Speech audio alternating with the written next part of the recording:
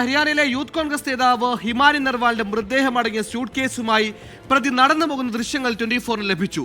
ആസൂത്രിതമായാണ് പ്രതി സച്ചിൻ കൊലപാതകം നടത്തിയതെന്ന നിഗമനത്തിലാണ് പോലീസ് ഉള്ളത്.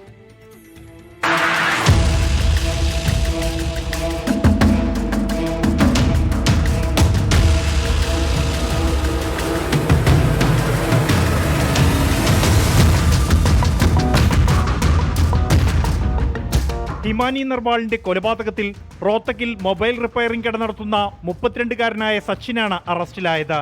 പെട്ടെന്നുണ്ടായ വഴക്കാണ് കൊലപാതകത്തിൽ കലാശിച്ചതെന്നാണ് പ്രതി നൽകിയ മൊഴി.